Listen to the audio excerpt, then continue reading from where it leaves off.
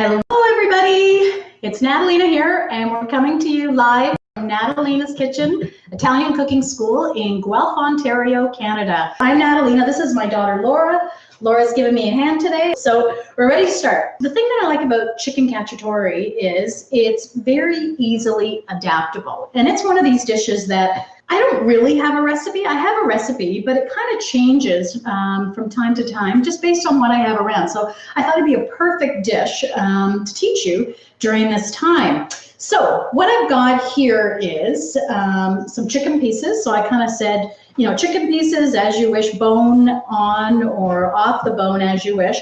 Personally, bone on chicken has a lot more flavor. Dark meat chicken also has a lot more flavor, but by all means, if you prefer white meat, you could do that. So you could do boneless, skinless chicken breast, especially if you wanted to have a leaner option. If you're going for a full flavor, I would recommend thighs and drumsticks, which is what I have here. And I'm going to show you, these came as complete legs, and I'm going to show you in a minute how to cut those very easily. Okay, so you've got your chicken pieces. This was 4 complete legs, so drumsticks and thighs, and really it was like under $5. So this is a very economical choice. But like I said, you can use whatever your preference is in terms of chicken. So you need chicken. I have some virgin olive oil here. Extra virgin olive oil is fine, or you're gonna blend of olive oils or even vegetable oil, okay? I've got some diced onion. This was a medium diced onion. I have some dry white wine, which is optional. So if you don't have any dry white wine, don't worry about it. I've got 1 large carrot that's been diced. I have a nice tablespoon of tomato paste. This again, if you don't have it, you could substitute ketchup. And when we use this, I'll explain why that'll work, okay? I have a little bit of dried oregano, which would be great. Hopefully most people have that in their cupboard. So at a minimum, you want a little bit of dried oregano for some spice. I've got 1 large garlic clove that's been minced. Okay, I've got some fresh herbs, which are optional. We'll talk about those later. I have 1 28 fluid ounce tin of Italian plum tomatoes here, just a whole in the bowl here. Now, if you don't have those, you could use fresh tomatoes or grape tomatoes, about the equivalent. That was 1 of those little pints. It'll just take a little bit longer to cook, but if you don't have any tin tomatoes, fresh tomatoes are an alternative. I have a little bit of chilies, and that'll just be per taste at the end to add. I have a can of mushrooms that I've strained here. I really love to use fresh mushrooms, but I've been using canned the last couple of weeks because my fresh mushrooms don't keep very well. So I bought a number of tins of canned mushrooms that I can easily use in a number of recipes. So I've already strained those. Those are also optional, as are the sweet peppers. So I've got a sweet orange pepper that I've diced up into cubes, and that is an option. Also, the potato is an option. Okay, so I've cubed up some potatoes and I've got them sitting, well, I peeled it and cubed them up. I've got them sitting in water, and these are literally the last potatoes in my house. There was 4 potatoes. So we've got those. I've got salt and pepper. This chicken cacciatore needs some sort of a starch with it when you serve it, whether it's potatoes in the actual chicken cacciatore, which I'll show you when to add those, or you could serve it over top of pasta, rice, or even polenta. Okay, you could of course even do like quinoa, couscous, all kinds of ideas for starches, but it's also great with some beautiful crusty breads. So like I said, I had 4 complete legs here, which were drumstick and thigh. And I want to show you, for the new cooks out there, I want to show you how I prepared these. So these ones I already separated. This one here, what I want to show you is there's a joint in here, and you can almost kind of crack it like that by just bending it. And then if you go in with a sharp knife, cut through, you'll kind of expose that bone. Okay, and now you know where to cut it. Okay, because of course you can't cut through the bone. Okay, so now we have our drumstick and we have our thigh, but there's a couple of little pieces on here, little fatty bits that we want to get rid of. So I want to show you that. So that's like the little tail. I'm going to cut that off. That's garbage. And then if we flip it over, you can see there's a little bit of excess fat. Okay, and I'm going to cut that off as well. So now this can go in the garbage, and our chicken is ready for seasoning. Okay. So let me just lay these out. Actually, I'm going to turn them upside down. It's kind of nice to get the skin down. Now, if you want, you could remove the skin off of the thighs if you like, or the drumsticks if that's what you choose. I like to leave it on there. We'll get some really nice color and some caramelization. If you again want to, keep the fat low, then you might want to remove them. You could, of course, use boneless, skinless thighs as well. I found myself when I was at the grocery store the other day, there was very little choice amongst chicken. So this is what I found, and like I said, because it is very economical, I thought it'd be a great place to start. So you want to season this pretty liberally, okay? And seasoning is always your salt and pepper. Okay, so let's do salt, let's do pepper. Okay, so this is seasoned. Now what you want to do is, let me just move this a little bit so you can see. I've got a heavy bottom pot here, okay? This is a saucier, which you don't have to have. Really any pot, but a nice, heavy, thick bottom is nice because it distributes the heat really well, okay? And a saucier is a low kind of profile. So you can see how low this is. And the reason I like to use it for this class is just so I can show you inside, okay? It's also lovely heavy bottomed as well, okay? So the first thing we want to do is we want to heat our pan, okay? So I typically start on high heat. This is an induction burner, so it might perform a little differently than what you have at home, depending on your burner and also depending on the type of pot that you have, okay? So we always want to heat our pot, and then what we're going to do is we're going to add some of our olive oil to start browning this, okay? And Laura, I'm going to get you, while I'm doing that, I'm going to get you to hand crush. So these are our plum tomatoes. Remember, it's a 28-ounce can. I want you to hold with one hand, and I want you to just crush it all up, okay? Okay, so we can feel that this is getting hot. Okay, so we'll probably need a couple of tablespoons of oil. And if you were using like a really good quality extra virgin olive oil, if that's all you had, you might have to put a couple of drops of vegetable oil or canola oil in it as well, just to give you a higher smoke point so it doesn't burn, okay? So once it gets kind of shimmery in there, so basically what we want to do is brown this chicken, okay? We want to get a really nice color on it. We'll get some caramelization happening, which is when the natural sugars are emitted from, in this case, the chicken, and that produces a lot of flavor, okay? So chicken cacciatore is kind of basically a braise. So it's kind of a two-part cooking method. The first being a dry method where we're going to get some nice color on it. And I can see right now that, and actually if I tilt it up, you might have saw how it was kind of shimmery on there. So let's get, oh yeah, there we go. So let's get these in here. I'm going to go skin side down with these ones. Okay, so this is not fully cooking it. This is only browning it, okay? So this is the first part of the cooking method. And I think I'm going to put 4 in there. I'm going to show you this. So just to see the distance. We don't want to overcrowd the pan. You want some room in between, because when you overcrowd the pan, what happens is you bring the temperature down of the oil, okay? So we want it good and hot, maybe a little bit less chunks, okay? That's personal preference to how chunky or how fine it is, okay? You can, if you don't like chunky tomatoes, you could use a pureed tomato, or you could puree it with an American blender.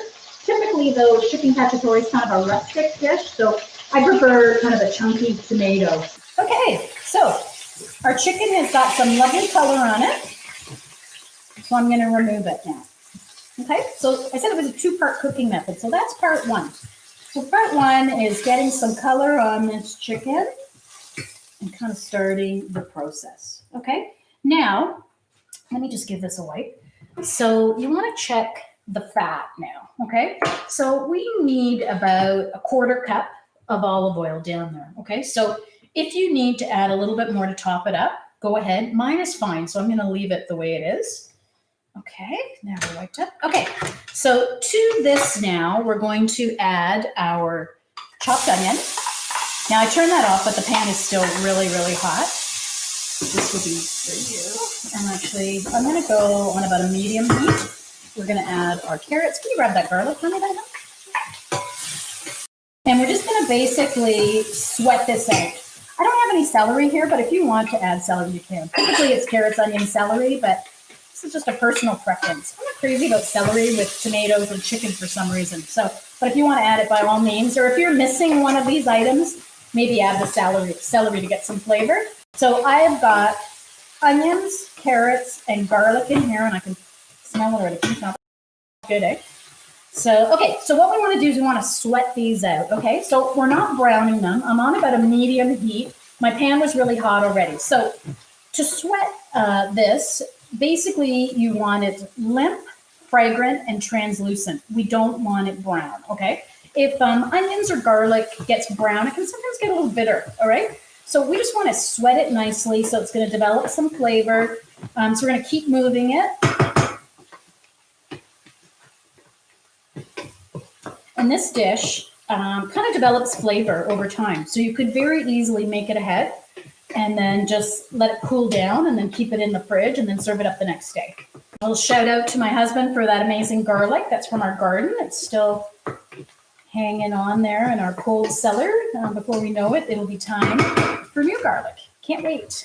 You know, there's a saying that if there's a garden, there's hope. So that is now sweated out nicely. It's got a beautiful aroma. It hasn't browned, which is nice. To this now, we're going to add our tomato paste. So remember I said, if you don't have tomato paste, this is triple concentrate Italian paste that comes in a tube, and you can see how nice and thick it is. So basically, tomato paste is very sweet, okay? So it's going to induce some more caramelization in here. So that's why we're going to add that. And I was saying earlier, if you don't have any tomato paste, you could actually substitute with a little bit of ketchup, because ketchup will be sweet. It won't be naturally sweet. There's actually sugar in it, but it'll kind of give you the same thing. And now you can see it's kind of getting darker in color. It might even stick a little bit on the bottom, which is absolutely fine. If someone were to use ketchup, would they use the same amount as the tomato paste? Yeah, about that. You just want a little bit, and you want to really, so I'm going to let it kind of cook down. I want it to get really dark. And like I said, if it sticks, that's perfectly fine, because that's just the beautiful caramelization. And then we're going to deglaze it with some wine.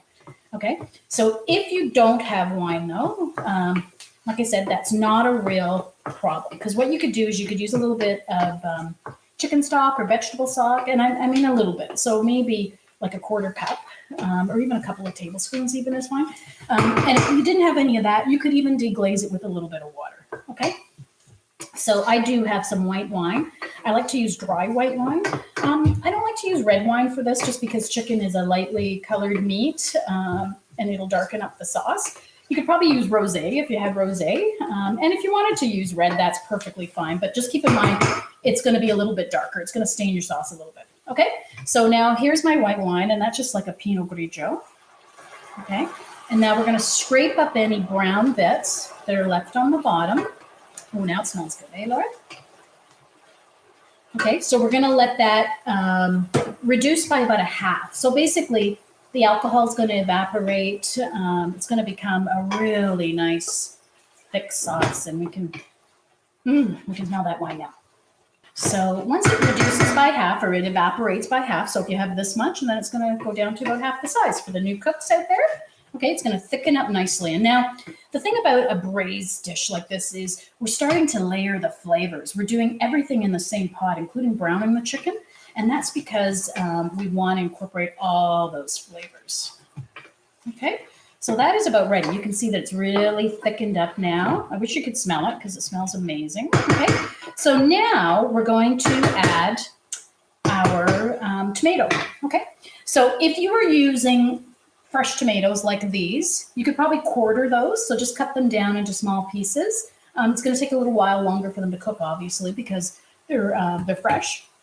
Whereas this will not take as long, okay? So now there's one thing I want to add. Depending on how much sauce you want and how you're going to serve this, you may or may not choose to add the whole 28 ounces of tomatoes.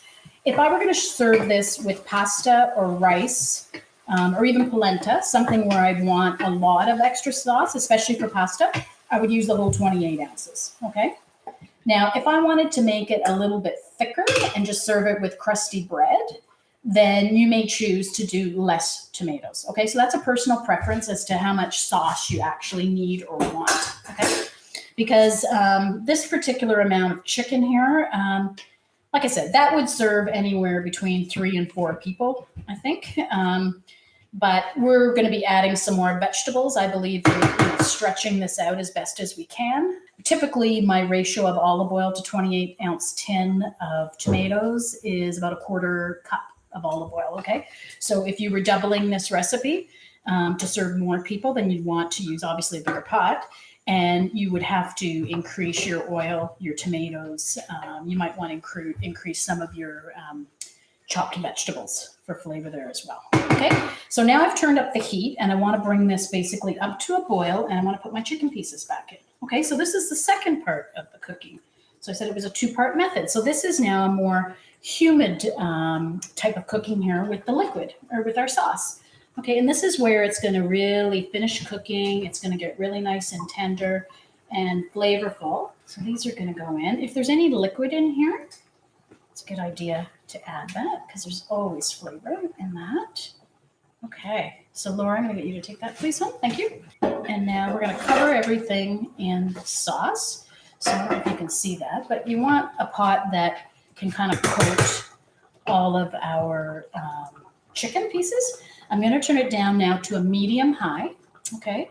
And it might be different on your stove, but I'll show you what we're after. We want to cover it so it kind of gently simmers in there. So I'm not too worried about the number as I am so much as what's happening in the pot. So depending on the type of stove you have, this type of pot you have, that's going to vary. It may not look identical to what mine does. So let's let it just kind of settle down and then we'll have a peek and I'll show you what we're looking for in terms of activity in the pot.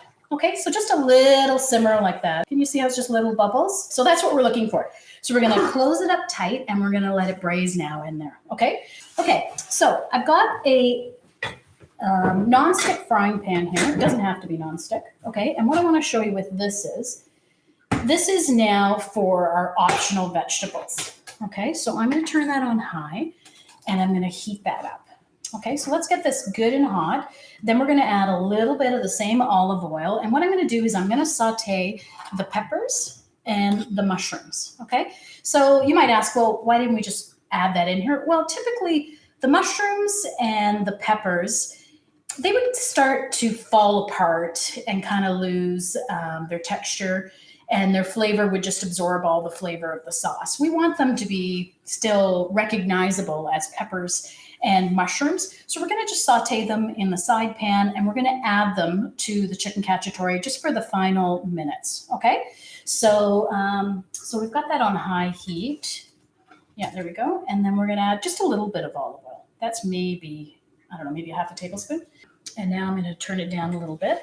And now I've got a clean wooden spoon here. We're going to add that. We're going to add our mushrooms. Like I said, these are optional. You could use a green sweet pepper. You could use a red, yellow, as you wish. There you go. And really, this is probably getting a little bit away from a traditional chicken cacciatore, but it's just my chicken cacciatore today and what I had and what was available and you know, but it's all around the same kind of concept. So we are going to season this a little bit of salt. All we're going to do is give these a little saute. Now, if these were raw mushrooms, they would take a little bit longer. So if they were raw mushrooms, I'd probably add the mushrooms totally on their own first, season them with salt and pepper. Then some of the liquid would be released. And then I'd wait for some of that liquid to be evaporated before I put in the peppers. Because this was a tin of mushrooms, I put those two in together because the mushrooms are practically cooked, right? Because they're processed in the tin. Okay, and then the peppers, we just want to get a little saute on these. Okay. Okay, Laura, what are you thinking? Is it looking good? So this here, when this is, and we're just really cooking this down. We're getting rid of any liquid. We're doing the seasoning, and then we're going to turn it off, and we're going to add it to this when it's fully cooked. Okay, this is actually going pretty hard. I'm going to turn it down a bit. So basically, typically with a braise, it's not like a stew. So you don't have really big chunks of vegetables. You chop. So when I do my braised beef, for example, or osso buco, you chop the carrots, celery, and onion and garlic really, really fine because you want it to kind of thicken your sauce and flavor your sauce. This would be just any kind of different vegetables. I mean, you could almost do anything like this and add it in. If you had, if you had some cauliflower and you wanted to do cauliflower, you could saute some. Or if you wanted to add a green vegetable, just put that on the burner. If you wanted to add a green vegetable, you could. Peppers and mushrooms just go really nice with this flavor combination with the chicken and the tomatoes and the wine and the garlic. It just goes well. And you can see we're starting to get a little bit of color on this. So this is just about done. Okay. Now with this, you can see it's reducing. the oil is starting to pool a little bit on the top. So that means the tomato is getting cooked, okay? But of course, the big thing is we want to make sure the chicken's cooked, okay? So you could use a thermometer to check that, or you could take out a piece and cut it and have a look in it. I'm just going to reference my chart because there may be some Americans. So poultry pieces, 74 degrees Celsius or 165 degrees Fahrenheit internal temperature, okay? So I have a chart from the health department on my wall, and it's a real handy thing to have. If you go to your health unit in whatever your town, if they have a website, they'll probably have that information on there. That's for from the health department. I'm a health inspected kitchen here, so we abide by all the health rules. So you want to make sure the chicken is cooked. Okay, on the bone, it's going to take a little bit longer. If you were doing a boneless, skinless, say chicken breast pieces, it's going to be a lot quicker. Okay. I think I'm going to turn this off. Okay, so the potatoes. I want to address the potatoes. So if you want to use potatoes, typically there are not potatoes in chicken cacciatore, but I think why not? If you want to add some starch and you don't want to do pasta, maybe you're gluten-free. So this would be a gluten-free option. Oh, wow, look, show it up to the garden. So look, it's got a nice little color to it. Okay, so getting back to the potatoes. So if you want to use potatoes, what I would do is, when the chicken's about halfway cooked, which is probably about now here, I'm not going to add these. I'm going to do mine without potatoes. Or actually, should I? Should I put the potatoes in? What do you think? Stefano, what do you think? Are we going to do potatoes tonight? I only have 4 potatoes in my whole house, okay? And there's 6 of us here. So we'll be fighting over the potatoes. I guess maybe we will. We'll add the potatoes. We'll each get a piece, and then plus we'll have some bread, and it's all good, right? Okay, so let's add them, and then I'll show you. So the concern is, though, of course, you want to make sure they can fit in the pot, okay? And I think actually they will. So what I want to do is, I'm just going to move. You could just pour them in, but what I want to do is I want to tuck them in so there's room, and I want them covered with the sauce. But then I also want to add a little bit more liquid so the potatoes can cook, because they're going to need a little bit more liquid. And I can use this liquid that they've been soaking in, because they were washed and then they were just soaking in here, okay? So let's make room. If I thought I was going to put the potatoes, I would have used a bigger pot, but that's okay. So the main thing is you want them to be covered by the sauce. And we're going to let those go till they're almost fully cooked. And then we're going to add those vegetables. And then we're going to finish with our seasoning, okay? So if you needed to add a little bit of liquid, you could add a little bit of that, okay? Not too much, though, just enough to kind of cover it. Because if you add too much, it'll thin down your sauce, and then you'll have to reduce the sauce to get that thickness back. Thank you. Okay, so same thing. We're going to let this kind of go on. I'm going to start it up a little higher and then bring it down. So for those of you that are new to Natalina's Kitchen, my cookbook is available on the website at natalinaskitchen.com. Okay, so it's boiling kind of hard here, and actually, now you can see the oil has started to separate and it's pooled on the top. You're not going to be able to see that, but there's all an oil pool there. So the oil's separated from the sauce. Typically for tomato-based sauces, that'll happen when everything's cooked, okay? Go in the thickest part of that thigh there. Yeah, right. I'm metric for some things and imperial for others. Okay, so there we go. So we're well into like 180 degrees Fahrenheit. So our chicken is fully cooked through now, which is awesome. Okay, so let's finish it now. We're going to add our veggies and we're going to season this.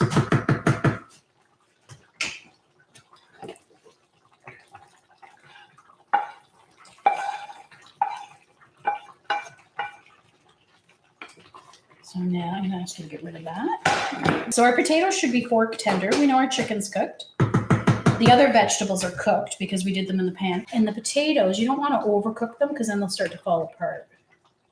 And actually they're a little bit hard still, so they're going to continue to cook. And that's okay because those flavors from the mushrooms and the peppers will kind of meld in, okay? But I want to finish the seasoning now. So, okay, so you have a couple of choices. You could do dry herbs. So if we were going to do oregano, we would do a few pinches of oregano. Chicken cacciatore is super, super simple. Cacciatore is a hunter, so it's like hunter chicken, okay? So basically, when hunters were out hunting, they would kill the chicken and then basically skin it and prepare it with, just a few simple little ingredients. And that's really where it's originated from. I know the French have a similar one. And typically, traditionally, it would be the flavor base, the garlic, the onions, the tomatoes, the chicken, the wine, some herbs. The other additions, I always like to put sweet pepper in it if I have it. I don't always put mushrooms in them if I don't have them. And I don't always put potatoes in them as well. So it's kind of a spin or on a classic chicken cacciatore. Okay, so I put a little bit of oregano in there. I can smell it out. We had to add our seasoning. So if you can grab me, here it is, the salt and pepper. So we've got a few pounds, or a couple pounds anyways, of chicken. So we're gonna need, we already seasoned the chicken, but there's a lot of sauce and everything in there. So I'm gonna do about 3 pinches of salt. We're gonna add a little bit of pepper.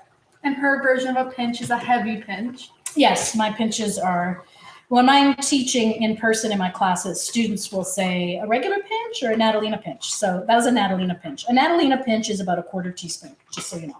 Okay, but we've got 4 potatoes in here. We've got 1 really large carrot. We've got garlic clove. We've got a whole 28 ounces of tomatoes. We have a whole orange sweet pepper. Okay, so there's a lot of stuff in here. And I've been teaching since 2011. And I have to say the biggest thing that people learn when they're here is how to season properly. Most people, most students will say that they've been under seasoning. Because remember, seasoning salt will bring the flavor out, okay? So we need to taste and adjust our seasoning. Oh, this is my picky child. She doesn't want to taste. It's not good for the show, Laura. Okay. So, Stefano, do you want to taste? I did about, what did I say, a 1/4 teaspoon each pinch. So 3/4 of a teaspoon of salt and about a 1/4 teaspoon of pepper. Okay. So we're going to continue just to let those potatoes to continue to cook. If you want to add a little bit of heat, I like to add a little bit of heat. So I've got some crushed chilies here. So I'm going to add just a pinch of those. Okay. Just to finish. And keep in mind too that if you don't have a lot of herbs right now, or even if, say you don't have garlic or whatever, remember, you can always make up for flavor with a little bit of spice. You could always use a hot sauce if you don't have chilies, if you wanted to add a little bit of spice. So there you have it. We're ready to go here. I'm just gonna basically cover that up and just kind of let it sit there, and those potatoes will continue to soften up, and we're all ready to go. So I hope you enjoyed chicken cacciatore today. I have one small ask, and that is please subscribe to our YouTube channel, because we're hoping to become a YouTube partner. If you're interested in my cookbook, again, natalinaskitchen.com. We'll ship that anywhere in Canada and the US. Lots of great simple recipes with a lot of pantry staples. Have a great day, and we'll see you in the kitchen.